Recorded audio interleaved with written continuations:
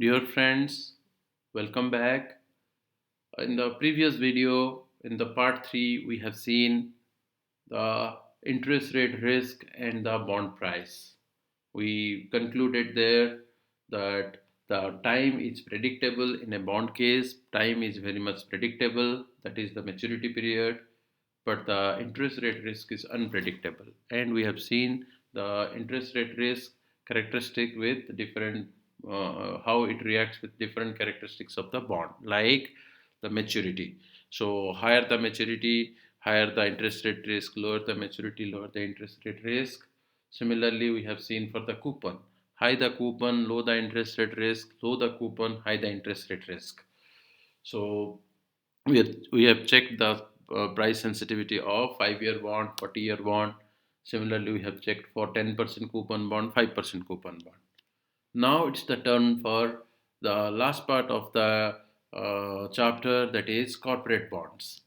Normally, bond means most of us we understand the treasury bonds and treasury notes, which are the most risk-free one, and we just understand that the bonds are being issued by the treasury are the most safest one. But there are certain corporate bonds there available which are very much risk free, which are very much highly rated. So we'll discuss about them. And there are corporate bonds which are very much fragile, very much risky. We will see both the cases. US Treasury securities are widely regarded as the risk free bonds, and whether it is treasury bill, treasury note, or treasury bond, all three categories are very much risk free. In fact, no risk, no default risk is there, and bonds cash flows are not known with certainty for the corporate bonds. Corporate bonds with higher default risk will need to pay higher coupons to attract buyers, otherwise no one will buy. So, because the treasuries are very much risk free, that's why you might have observed the treasury rate of return is taken as the risk free rate of return, and they are very much minimal, very low rate of return. Why? Because the risk is totally default risk is totally zero. So that's why I considered as the risk free rate of return, and very much lower rate of return is provided. But once you are taking default risk and buying a corporate bond, you must have to be compensated for that. That's why the company must have to pay higher coupons. The YTM of a defaultable bond is not equal to the expected return of investing in the bond. A part, but not full. So expected return, okay, the YTM is not totally the expected rate of return. It is expected rate of return plus the default risk involved. Both of them together, the YTM. So that's why YTM is higher for a corporate bond. A higher yield to maturity does not necessarily imply the bond's expected return is higher. It might be because of the risk involved, the YTM is going up. US, and if you see the US scenario, you can find the treasury notes are providing a rate of return of 1.7%, and the credit spread is almost zero, because that is the risk-free rate of return. That's my 1.7 minus 1.7 is equal to 0. J and J, that is Johnson and Johnson, provides interest rate of 1.86, where the spread is 0.16. McDonald's giving 2.84%, giving a spread of 1.14. Baidu Incorporation giving 3.16, giving a spread of 2.33. Xerox gives a return of 3.15. Gap gives 4.85. So then the list goes on. So you will find here the credit spread is increasing once you are going more and more companies, depending on their credit worthiness, depending upon the default risk, the default credit spread is increasing. For that, one of the helping hand might be the bond ratings. Several companies rate the creditworthiness of bonds. Two best known credit rating agencies in the world are Standard and Poor, Moody, another one is Fitch. So these are the rating agencies who rate the bonds. These ratings help investors to assess the credit worthiness of the bond. You can find here the number of public firms who are there in the AAA category of Moody and Standard and Poor is 3. Judged to be the best quality, they carry the smallest degree of investment risk and generally referred to as gilt edged. Gilt edged means it is totally risk free, it's kind of best quality, not totally risk free, risk is there, but best quality bonds. Then comes to the double A and goes down. Double A are known as high graded bonds. A categories are known as adequate at present but may not remain that way. It might be risky.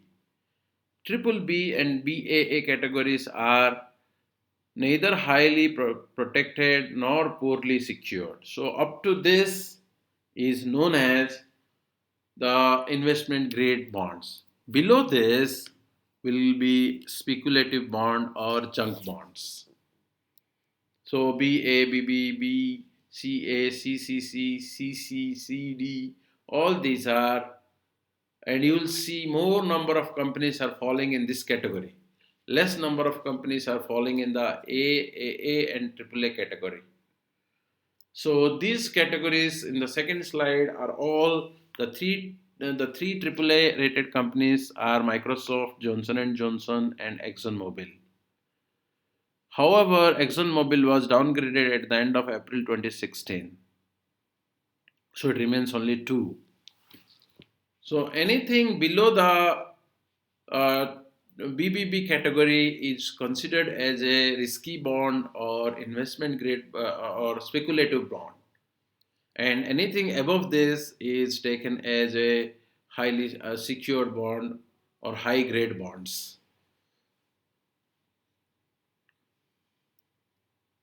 Now, bond ratings consider investment grade bonds, speculative bonds. Speculative bonds are also known as junk bonds or high yield bonds. Because they are speculative, they offer a high rate of yield. So they are high yield bonds or junk bonds. The rating depends on the risk of bankruptcy, the bondholder's claim to assets in the event of bankruptcy. Corporate yield curve, we can plot a yield curve for a corporate bond just as we can do for treasuries. The credit spread is the difference between the yields of corporate bond and treasuries. We have just seen in the couple of slides before here we have seen the credit spread.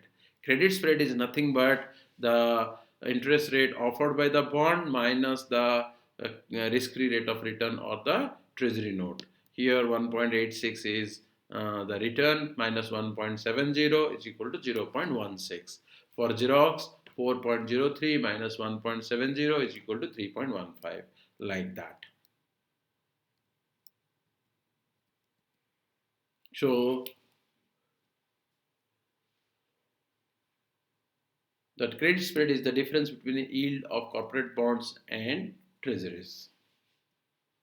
Here we can see the US Treasury yield curve, time to maturity in years from 0 to 30 years. We have seen here US Treasury, which is the orange line or yellow line, we can say rather, and US corporate is the blue line, and triple B categories are in the green line. You can see the green line and the yellow line, there is a big difference. That is the credit spread. So here is a question. Your firm has a credit rating of AA. You notice that the credit spread for 10-year maturity AA bond, that is 90 basis point or 0.90%. This is the credit spread. You know what is the theory we learned? The return, the expected return is not only the yield from that, it is also yield is not only the expected return but also the credit spread. Here the credit spread you are expecting for your bond is of similar bond of AA category is 0.90%. Your firm's 10-year debt has a coupon rate of 5%. So your existing 10-year debt has a coupon rate of 5%. You see that new 10-year treasury notes are being issued at par with a coupon rate of 4.5%. So in the market, new issues are treasury notes are issued at 4.5%. That is the treasury note rate of return. What should be the price of your outstanding 10-year bonds you should make? So the rate of return will be here. You see your rate of return is how much? 4.5 is the treasury. Credit spread is what? Spread is the difference between your yield minus the treasury yield. So your yield should be 4.5 the treasury yield plus the credit spread. The credit spread is 0.90%. So your yield will be 4.5 or your YTM should be 4.5 plus 0.9 is equal to 5.4%. The cash flow on your bond are $5 per year for every 100 because your bond is having coupon of 5%. So semi-annually it will be 2.5%. The 6-month YTM is 5.4% for you. So the YTM will be semi-annually 5.4 divided by 2, 2.7%. Therefore, make the valuation. 2.5 is the coupon, 2.7% is the you can do here.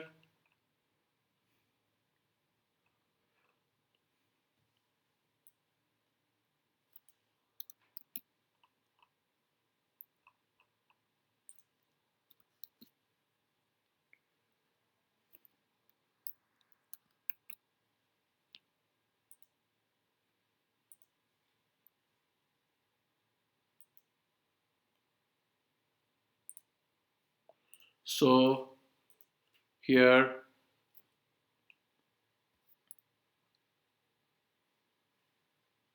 10 multiplied by 2 is equal to 20. So 10-year treasury, so 20 is the time period.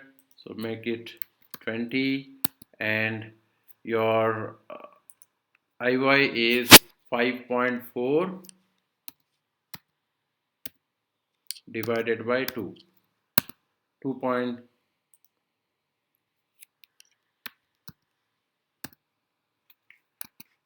and your payment is 5% coupon. That means is equal to face value multiplied by 5% divided by 2, 2.5. So the price will be equal to 135.19. 2.7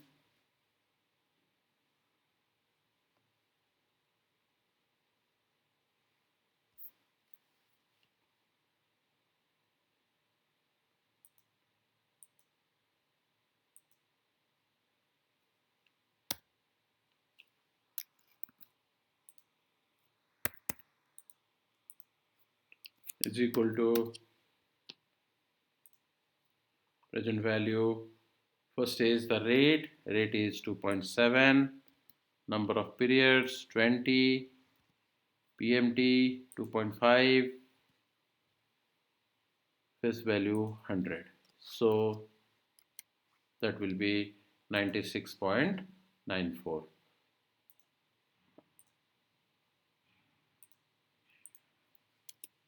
So the price will be 96.94.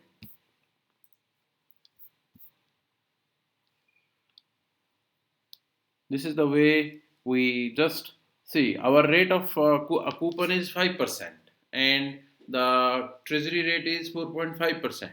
So you cannot take 4.5% as the YTM. Your YTM will be 4.5 plus how much spread is required because you are a corporate. Because you are a corporate, your return will be equal to the treasury return plus the spread. Here the treasury return is 4.5%. So you expect similar bonds are having a spread of 0.9. Therefore, your YTM should be 4.5 plus 0.9 spread is equal to 5.4%. Now make the valuation. I hope it is clear now. And this is the way we have the yield spread and the financial crisis. You can see how the treasuries AAA, A and BAA categories are having the spread increasing. Once you are moving downward grading, the spread is increasing. Once you are in AAA, the spread is very low. Once you are going to the treasury, the spread will be zero. Then yellow line, then blue line, then the red line, which is the higher risky kind of bonds. And this is a yield spread, and short-term loans measure international banks like LIBOR's London Interbank Offer Rate versus the US Treasury bonds. So here are the quiz questions. Let me stop the recording here, then we will take the questions of yours. Just a minute.